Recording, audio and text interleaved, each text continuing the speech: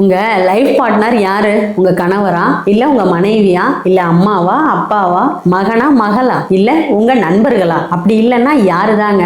இவங்க யாருமே உங்க லைஃப் பார்ட்னர் இல்ல. இவங்க எல்லாருமே உங்க மேல உயிரையே வச்சிருக்காங்க. ஆனா இவங்க யாருமே உங்க உண்மையான லைஃப் பார்ட்னர் கிடையாது. இப்ப யாரதாங்க சொல்றீங்க? நீங்க பிறந்ததுல இருந்து உங்க கூடவே வர ஒரு உண்மையான உங்க லைஃப் பார்ட்னர் உங்க உடம்பு மட்டும்தாங்க.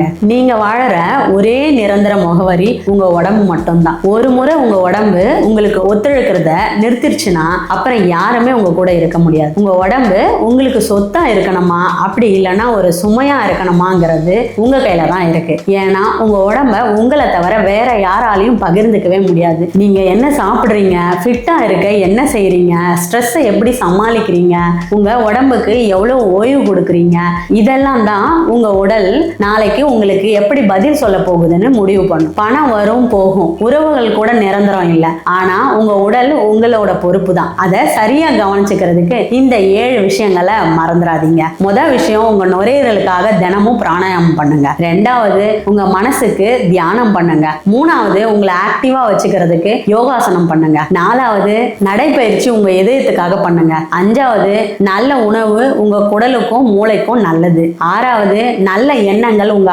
ஆன்மாவுக்கு தேவை. ஏழாவது, உங்க நற்செயல்கள் இந்த உலகத்துக்கு தேவைப்படுது. நீங்க யார் ஆரோக்கியமா இருக்கணும்னு மனசார நினைக்கிறீங்களோ அவங்களுக்கு இந்த நல்ல நாள்ல நம்ம வீடியோவை ஒரு ஆரோக்கியமான பரிசா அவங்களுக்கு ஷேர் பண்ணுங்க. உங்க உடம்ப உங்க பெஸ்ட் லைஃப் பார்ட்னரா மாத்தி ஆரோக்கியமா வாழணும்னு நினைக்கிறீங்கன்னா என்னோட free day to day activity tips உங்களுக்கு ஷேர் பண்றேன். இப்பவே கமெண்ட்ல லைஃப்னு டைப் பண்ணுங்க.